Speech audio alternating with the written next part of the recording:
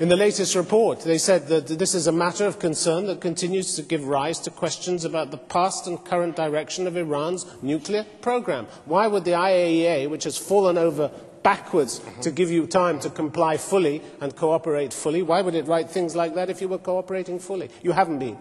Well, it's not really the case, because IAEA have inspected, as I said, time and again, every place in Iran, as I said, even places that were not involved in they can't nuclear be constantly program. Inspecting everything, 24 Obviously. hours a day, day after yes, day. Of course. You know perfectly yes, well of course. there are plenty of gaps in the system. What I'm trying to say is that according to none of the reports that have been complied so far, we cannot reach the conclusion that Iranians are definitely after making an atomic weapon. No, but you have lied and obfuscated the situation with regard to your nuclear program. That is clear and that is on the record. There have been misdemeanor, there have been some mistake, I agree. Some lies. I admit. Not mistakes, lies, haven't there? No, I don't think so. I don't think so. Well, your own ambassador at the United Nations, the former ambassador, he acknowledged there had been lies. He said, well, you pushed us into a corner, we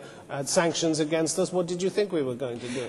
But you see, when you are under the focus, and obviously some of your activities, some of your operations and some of your dealings might be wrong. I agree with that. But as a whole, Iran has been cooperating with IAEA so far anyway. All right, Professor Zabakalam, thank you very much indeed. Now, a reminder of our motion that this House believes that Iran poses the greatest threat to stability in the region, and we have a lot of hands up. There's a gentleman in the third row there. We'll go to you first, please, sir. My question is to the arguers against the motion. Recently, Iran has threatened to pull out of the NPT. Doesn't that make it threatening the region, and does that make the whole states in the Gulf and the Middle East vulnerable? Iran has said that we have responded, we have obliged all our duties that we had as far as cooperating under the umbrella, under the threshold of NPT was concerned. However, if under the pressure of the United States, Iran would become sanctioned through the UN, then Iran doesn't see any reason why it should carry on cooperating with NPT.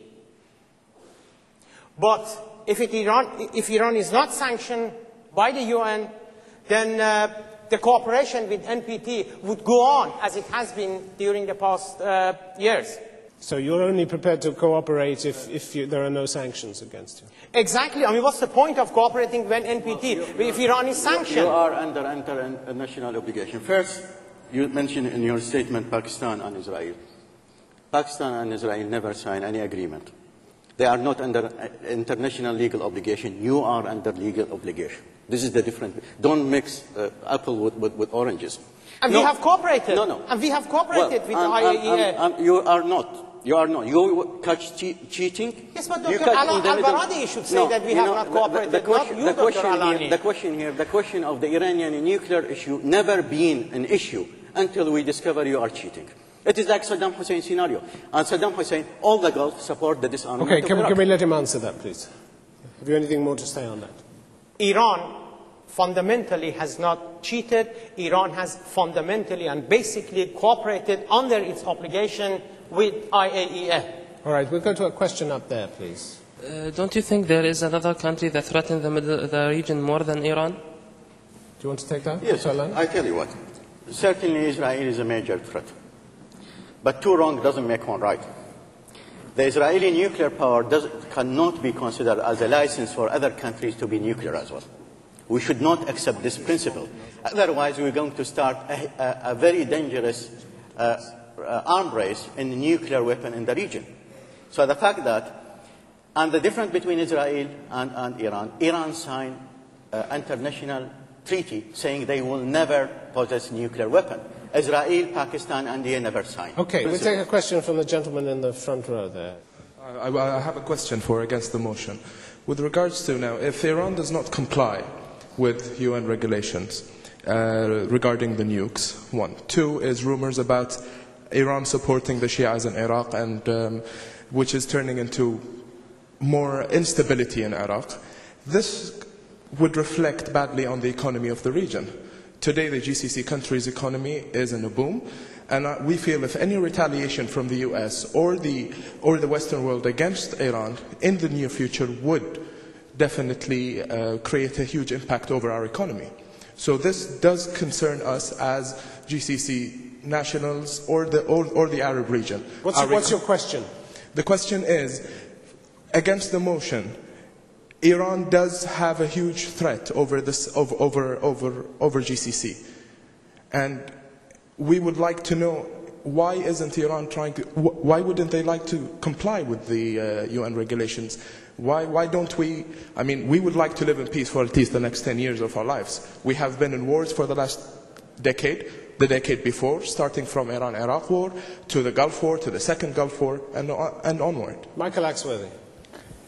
I think that what you're talking about is a very serious worry, and this concatenation of problems, of escalation of problems, of it having an effect on the economies, of other factors being drawn in. I mean, that is a concern, but that is the point I was making, that this problem needs to be gripped, and it needs to be taken seriously.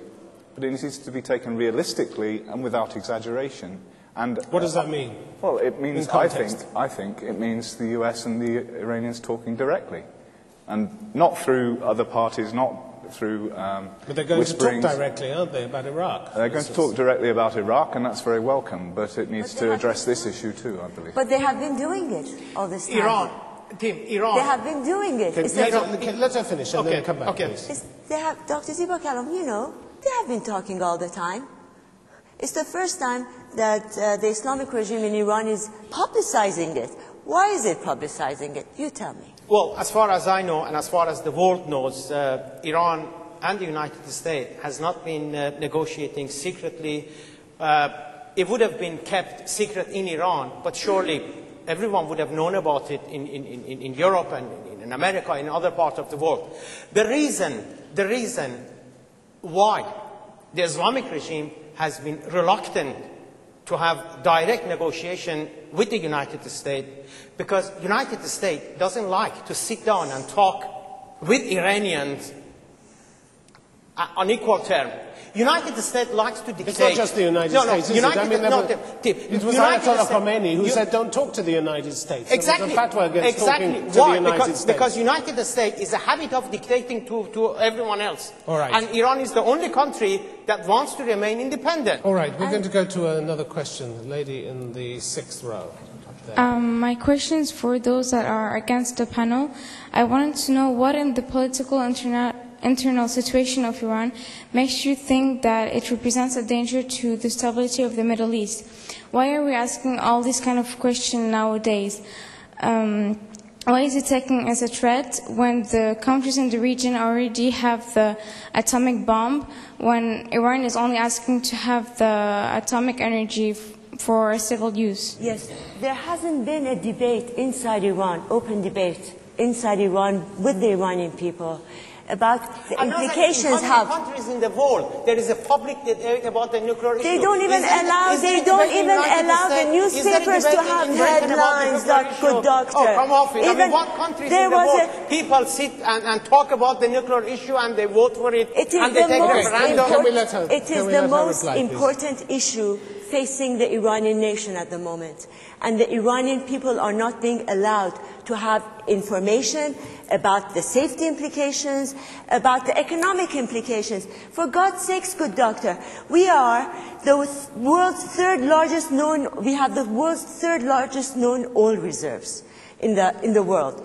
Our gas reserves are the second largest, but still, after 27 years of Islamic rule in our country, we are now net importers of refined oil and we are net importers of gas. Why? Because there hasn't been any investment in that. No, because and now you want to go and because there has been huge expansion, because there are many houses in Iran that are using natural gas, and 10 years ago, 15 years ago, 20 years ago, they were not there.